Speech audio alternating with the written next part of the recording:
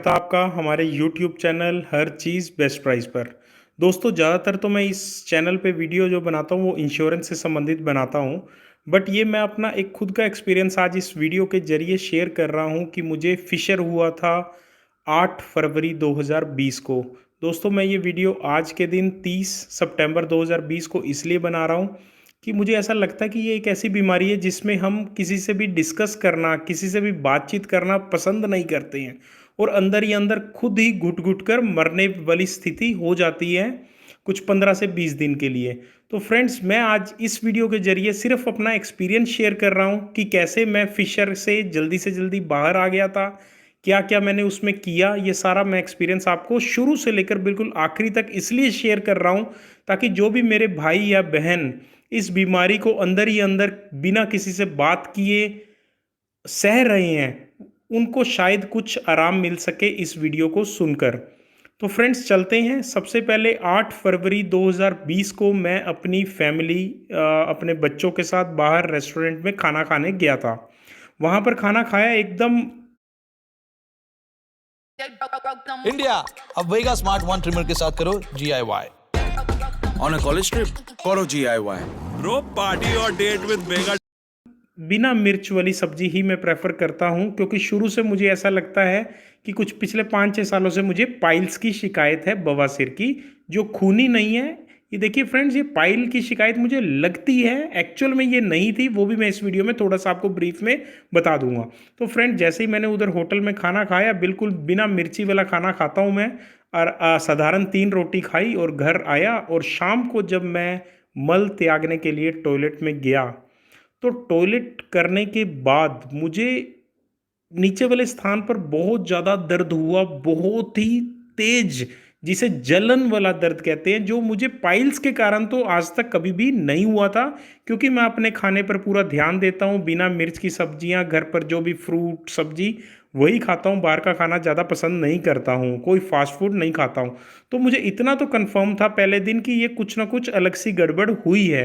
और वो जो जलन थी वो लगभग 5 से 6 घंटे चली। तो मतलब मैं शाम को अगर टॉयलेट गया तो रात को 11-12 बजे तक, जब तक मुझे नींद नहीं आई, वो जलन मुझे होती रही। मुझे थोड़ा सा कई बार ऐसा फील हुआ कि शायद पाइल्स के कारण कुछ ऐसा हो गया होगा। तो अगले दिन सुबह मैं उठता हूँ 9 फरवरी 2020 को। तो रूटीन में जैसे मैं उठते ही पानी पीकर और टॉयलेट के लिए जाता हूँ, तो जैसे ही मैं टॉयलेट से बाहर आया तो तब मुझे फिर वही महसूस हुआ। अब मुझे सुबह 10 बजे ऑफिस पहुंचना था तो मैं अपने रूटीन से ऑफिस पहुंचा। तो देखिए दोस्तों, सुबह मैं लगभग 7 या साढ़े 7 बजे टॉयलेट गया हूं और ऑफिस पहुंचने के बाद भी लगभग 12 साढ़े 12 बजे तक वो जलन और दर्द मुझे महसूस होती रही। इसके बाद दोस्तों देखिए, वो जलन ठीक हुई तो मुझे लगा थोड़ा रिलीफ मिल गया है। तो मैंने रूटीन से अपना दोपहर का लंच किया ऑफिस में, शाम को आया, शाम को दोबारा जो भी रूटीन का मैं साधारण खाना खाया, फ्रूट खाया, रात को खाना खाया।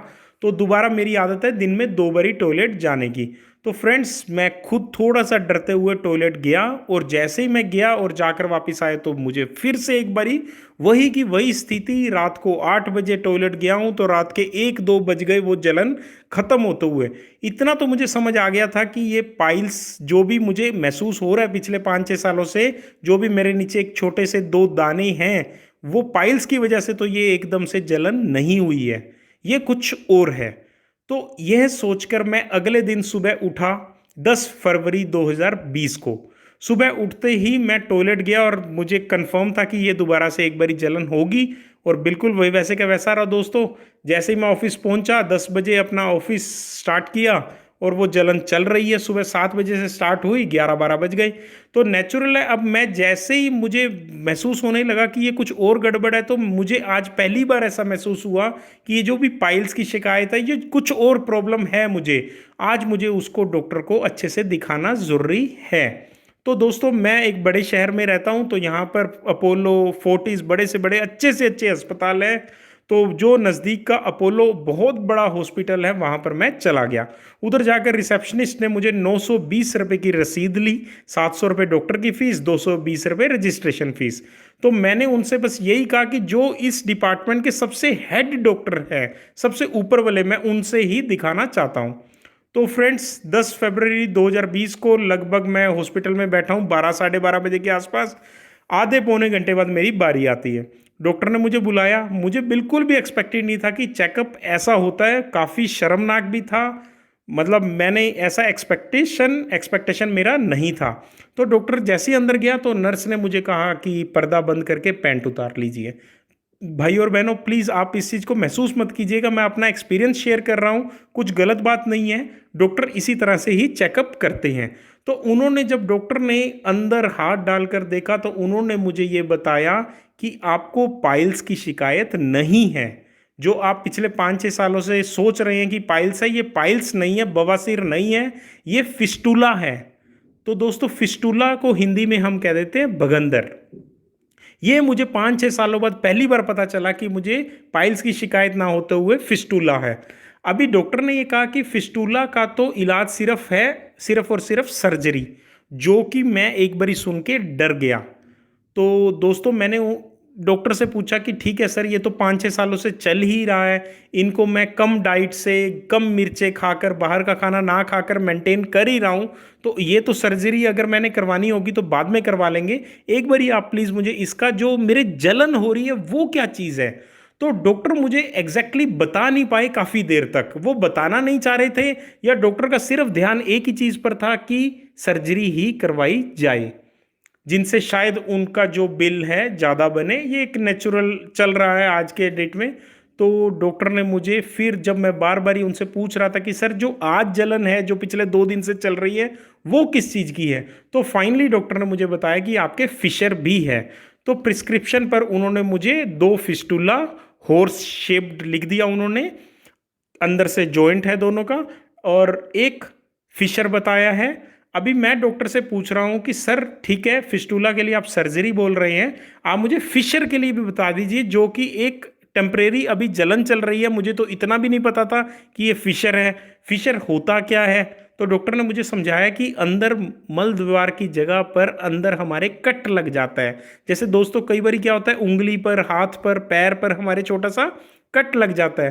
तो वो क्या होता है, कट हमें उंगली पर दर्द करता है थोड़ा, बट जो हमारी गुदा द्वार, मल द्वार है, उसके अंदर जो है वो सेंसिटिव स्किन होती है, उसमें वो दर्द बहुत ही ज़्यादा वाली होती है, जिसमें जलन भी महसूस होगी 5 से 6 घंटे के लिए हर बार। तो डॉक्टर ने मुझे समझाया कि ये फिशर होता है। तो मैं डॉक्टर साहब से पूछ रहा था कि सर ठीक है, अब मैं आपके पास आया हूँ, तो आप प्लीज़ मुझे कुछ दवाई लिख कर दे दीजिए इसकी, ताकि मेरा जो है दर्द थोड़ा कंट्रोल में हो, कुछ जलन जो है वो थोड़ी कंट्रोल में हो जाए, थोड़ी कम हो जाए। पर डॉक्टर साहब ने उसकी कोई भी दवाई नहीं लिखी, और उन्होंने सिर्फ यही बोला कि आप कल सुबह सर्जरी के लिए आ जाइए, हम इसको भी ठीक कर देंगे और उसको भी ठीक कर देंगे। मेरे को वो बात उचित नहीं लगी, तो घर आकर थोड़ा सा मैंने और गूगल में देखा, थोड़ा और यूट्यूब से समझने की कोशिश की कि ये फिशर क्या चीज़ है, फिस्टुला क्या चीज़ है और पाइल्स क्या चीज़ है। उस दिन पहली बार मुझे ये दोस्तों पता चला कि पाइल्स जो होती है वो एकदम अलग होती है। कई लोगों को खूनी बवासीर होती है, कईयों को नॉर्मल होती है, उसमें एक मस्सा टाइप या कुछ लटकी हुई स्किन होती है पाइल्स में। मुझे जो है वो फिस्टुला है, वो क्या होता है कि आपके गुदद्वार के अंदर और बाहर दोनों तरफ दाना हो जाता है पिंपल स्टाइल, और दोनों चीज़ें अंदर से टनल के रूप में ज्वाइन हो जाती है। एक तरह की आप कह सकते हैं, एक धागा कह लीजिए या पाइप कह लीजिए या टनल कह लीजिए, अंदर से लेकर बाहर तक वो पूरी सुरंग अपनी बना लेती है। तो वो चीज़ मेरे एक्चुअली है। परंतु जो मेरा टेम्परेरी प्रॉब्लम जो बहुत ज़्यादा दिक्कत दे रही थी, वो तीसरी चीज़ है, वो होती है फिशर। अंदर मेरे कट लग गया था। तो दोस्तों मुझे खुद, जैसे मैंने बहुत ज़्यादा गूगल किया तो मुझे याद आया कि जिस दिन 8 फरवरी को मैंने खाना खाया था, उस दिन एक दिन पहले मैंने कुछ एंटीबायोटिक ली थी दांत के दर्द के लिए, जो कि मेरा सही भी हो गया था। पिछले 2 दिन से मैं एंटीबायोटिक ले रहा था। तो मुझे कहीं ना कहीं से पता चला कि ये गर्म चीज़ खाने की वजह से भी, कई बारी ज़्यादा प्रेशर पड़ने की वजह से हमारे अंदर फिशर जो कट लग जाता है। तो मुझे ये चीज़ तो एहसास हो गई कि जो एंटीबायोटिक्स थी वो स्ट्रॉन्ग होंगी, उन वजह से शायद मल त्यागते समय मुझे कट लग गया होगा। इतनी बात तो मुझे समझ आ गई कि ये जो कट लगा है इसको अब जल्दी से जल्दी सही करना है। परंतु दोस्तों जैसे मैंने देखा तो इसका सबसे सरल और सबसे सही उपाय जो है वो ये है कि अगर आप घर पर रह रहे हैं तो दिन में 3, 4 या 5 बारी गुनगुने पानी से लेकर हल्का सा, जो ज़्यादा गर्म, मतलब बहुत ज़्यादा गर्म नहीं, गुनगुने से लेकर थोड़ा अधिक गर्म पानी आप एक टब में डाल लीजिए, उस टब में आप एग्जैक्ट 20 मिनट बैठिए। ऐसा आप दिन में 4 से 5 बारी करेंगे, जो मैंने किया। मैं अपना एक्सपीरियंस आपके साथ शेयर कर रहा हूँ। दिन में मैं ऑफिस में जाकर सुबह टब में बैठता था, ऑफिस से आके शाम को 6 बजे बैठता था, और रात को फिर एक बारी सोने से पहले 10 साढ़े 10 बजे बैठता था। दोस्तों, इससे क्या होता है कि एक टेम्परेरी बड़ा अच्छा रिलीफ मिल जाता है। मान लीजिए अभी मैं टॉयलेट होकर आया हूँ, एकदम जलन बहुत ज़्यादा वाली है, तो टब में आप बैठ जाइए हाथों हाथ टॉयलेट से जाते ही, और जब आप टब में बैठेंगे तभी आपको 1 सेकंड में ही ऐसा लगेगा कि आधे से ज़्यादा आपको रिलीफ मिल गया है, आपको आराम मिल गया है। ऐसा करने से अगर आप घर पर रह रहे हैं तो प्लीज़ मैं आपको पर्सनली रिक्वेस्ट करूंगा, जो भी व्यक्ति घर पर रह रहे हैं वो 5-6 बारी भी यही कर लीजिए। इसका कोई भी नेगेटिव नहीं है, हर चीज़ पॉजिटिव में ही मिलेगी आपको। दूसरी चीज़, मैंने डॉक्टर से बार बार यही कहा था कि मुझे फिशर के लिए कोई दवाई लिख दीजिए, कुछ भी लिख दीजिए, तो उन्होंने फाइनली बहुत ज़्यादा जोर देने पर उन्होंने एक जेल लिख कर दे दी थी मुझे, ऑइंटमेंट, जो कि सिर्फ बाहर लगाने के लिए उन्होंने बोली थी, अंदर लगाने के लिए नहीं बोली। मैंने उनसे पूछा कि इसका क्या मतलब, क्या इसका रिलीफ क्या मिलेगा, तो उन्होंने यही बोला कि आपकी वो स्थान जो है वो सुन्न हो जाएगा। तो सुन, तो दोस्तों वो जैसे मैंने 2-3 बारी जेल लगाई, मुझे कुछ भी नहीं महसूस हुआ। मतलब मेरे कहने का मतलब जलन में कोई भी आराम मुझे नहीं मिला, सिर्फ वो हल्की सी सुन्न हो जाती थी, 5-10 मिनट बाद वैसे का वैसा हो जाता था। तो मुझे एक परमानेंट कोई भी फटाफट से उसका आराम नहीं मिला। तो दोस्तों मैं टब में बैठता रहा और किसी तरह का मैंने कोई इलाज नहीं किया। अगले दिन 11 तारीख को मैं गया हेम्योपैथिक डॉक्टर के पास, जिन्होंने उन्होंने मेरी सारी बात को समझा। अपोलो की उन्होंने प्रिस्क्रिप्शन की पर्ची भी देखी, उन्होंने अपनी तरफ से मुझे हेम्योपैथिक की दवाइयाँ लिख कर दे दी, और उन्होंने यही कहा कि आप गर्म पानी के टब में, गुनगुने पानी के टब में बैठिए। मैं वैसे ही बैठ रहा था। तो जैसे जैसे दिन निकले, 12 तारीख, 13 तारीख, 14 तारीख, 15 तारीख, मुझे ज़्यादा फर्क नहीं महसूस हो रहा था। मतलब कि दर्द और जलन वैसे का वैसा, दिन में 2 बारी टॉयलेट जाऊंगा तो 2 बारी जलन रहेगा, 6 घंटे तक, हर बारी एक बार जाने पर 6 घंटे तक की जलन रहती थी। अगर 3 बारी टॉयलेट चला गया गलती से तो 3 बारी 6-6 घंटे की जलन। तो मतलब मान लीजिए दिन में 24 घंटे में से 18 घंटे तो जलन में ही चले गए। तो एक ऐसा लगने लग गया था कि रोज ही मर रहे हैं और फिर नई जिंदगी अगले दिन जी रहे हैं। हर एक दिन ऐसा ही जा रहा था। टॉयलेट जाने को डर लगने लग गया था कि टॉयलेट ना जाऊं। जब 16 तारीख 17 तारीख के आसपास आई तो मेरे को एक चीज माइंड में खुद आई। दोस्तों वो ये चीज़ है, मैं आपको दिखाना चाहूँगा स्क्रीन पर, बोरोलीन। दोस्तों आपने ना बोरो प्लस का नाम ज़रूर सुना होगा, हर व्यक्ति के घर पर बोरो प्लस ज़रूर होगी। मैं आज से लगभग 25 सालों से ये बोरोलीन का इस्तेमाल अपने घर पर कर रहा हूँ। मेरे घर में अगर 2 कमरे हैं तो दोनों कमरों में मैं एक एक ट्यूब हमेशा से ही रखता आ रहा हूँ। मेरे छोटे बच्चों को कभी भी हाथ पैर पर चोट लगती है, कट लगता है, मैं तुरंत उस पर बोरोलीन लगा देता हूँ। बोरोलीन लगाते ही सुबह तक आपको ये आराम मिल जाता है। जब भी आप बोरो प्लस लगाते हैं तो वो फर्क नहीं मिलता, बोरोलीन से जल्दी फर्क पड़ता है। ये एक एंटीसेप्टिक आयुर्वेदिक क्रीम है जो आपको हर एक मेडिकल स्टोर पर मिल जाएगी। इसकी किसी तरह की कोई एडवर्टाइजमेंट आपको टीवी पर जल्दी से नहीं दिखेगी। 38 रुपए की क्रीम है। अगर रात को कभी मेरे होठ या बच्चों के होठ फट जाते हैं, रात को हम इसे होठ पर लगाकर सोते हैं, सुबह 200% गारंटी के साथ आप भूल ही जाते हैं कि आपका होठ भी फटा था। तो इतनी ज़्यादा ये काम करने वाली एकदम आयुर्वेदिक क्रीम है, जैसे बोरो प्लस होती है सेम वही चीज़। And Venkat, I want you to take charge. हाँ हेलो बेटा, स्कूटर लेके जाना है, वो इंश्योरेंस रिन्यू करवा चीज़ है। तो दोस्तों अचानक जो लगभग 16, 17, 18 तारीख के आसपास मुझे ये महसूस हुआ कि अगर अंदर कट लगा है तो क्यों ना इस क्रीम को मैं अंदर उंगली से डालने की कोशिश करूं, जहां पर मेरा कट है। अगर वो क्रीम वहां तक पहुंचती है तो क्या पता ये उधर काम कर जाए। तो दोस्तों रात को सोने से पहले लगभग 17 तारीख को मैंने ये कोशिश किया, अपने घुटनों के बल, जैसे अपने मुर्गा बनते हुए बैठते हैं जिस अवस्था में, वैसे मैं बैठा और उंगली से बहुत ज़्यादा क्रीम, मतलब अपने कह सकते हैं कि लगभग 1 या 2 इंच के बराबर मैंने क्रीम अपने हाथ पे ली, ताकि अगर आधी बार भी आ जाए तो कोई प्रॉब्लम नहीं है। उस क्रीम को मैंने अंदर लगाया। दोस्तों ये बताकर बहुत ही मुझे खुशी होती है इस बात को कि जैसे ही मैंने इस क्रीम को उधर लगाया, मतलब इसने असर तो भले बाद में धीरे धीरे किया हो, पर जो एक जलन होती है 6 घंटे के लिए, जैसे ही मैंने इस क्रीम को अंदर छुआ वो कट पे लग भी गई, मुझे पता चल गया कि कट ज़्यादा अंदर, बहुत ज़्यादा अंदर नहीं था। जैसे ही ये बोरोलिन क्रीम उधर टच हुई उसी सेकंड मेरी जलन रुक गई। मतलब मुझे ये कह सकते हैं कि 80% जलन रुक गई और 20% तो कोई मायने रख ही नहीं रही थी। मतलब 20% वाली जलन तो हम सारा दिन लेकर चल ही रहे थे। तो ऐसा महसूस हुआ कि एकदम से सही हो गया। मुझे बहुत खुशी हुई। रात को एकदम तुरंत से नींद आ गई क्योंकि जलन ही खत्म हो गई।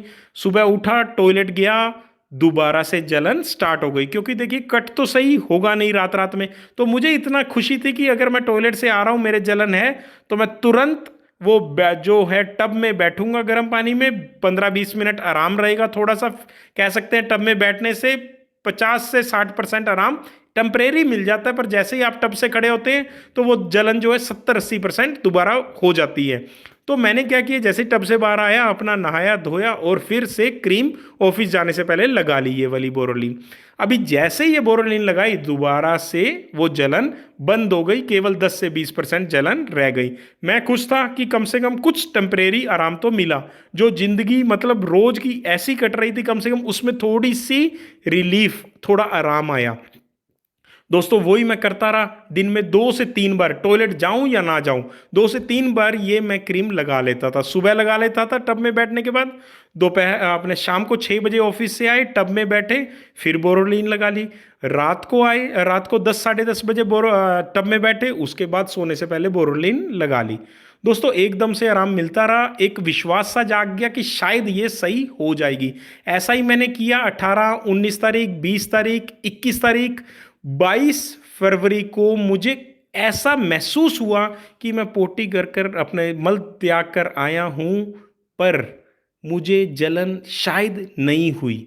दोस्तों इतने दिन तक जलन होने के बाद एक समय ऐसा आता है कि जलन ना भी हो तो भी आपके माइंड में वो चलता रहेगा कि शायद हो रही है। मतलब एक वो वैसा पीरियड पूरा 15 दिन का जो था ऐसा बनता जाता है कि आपको खुद ही फिर ऐसी फीलिंग आने लग जाती है कि अब तो जलन होती ही रहेगी, रोज़ ही होगी, सारी ज़िंदगी होती रहेगी। दोस्तों 22 फरवरी को मुझे थोड़ा थोड़ा रिलीफ मिल गया। सो फिर जैसे ही मैं शाम को दोबारा गया, मुझे फिर एक बारी कॉन्फिडेंस आया कि ये तो जलन बंद होने लग गई है, पर मैंने बोरोलिन लगाना नहीं छोड़ा। 23 तारीख को फाइनली जब मैं सुबह उठा दोस्तों, बहुत खुशी हुई मुझे। मैं टॉयलेट होकर आया और 0% जलन, मैं एकदम खुश था। जो चीज़ मैंने सोची भी नहीं थी कि मुझे ऐसा लगने लग गया था कि इस बीमारी से बाहर निकलना नामुमकिन है। पर दोस्तों सिर्फ गर्म पानी में बैठने से और इस बोरोलिन की वजह से, मैं अपना एक्सपीरियंस शेयर कर रहा हूँ कि मैं एकदम 16 दिन बाद एकदम ठीक हो गया। तो आशा करता हूं दोस्तों कि आप भी जल्दी से जल्दी इस बीमारी से छुटकारा पा लें। अगर आपको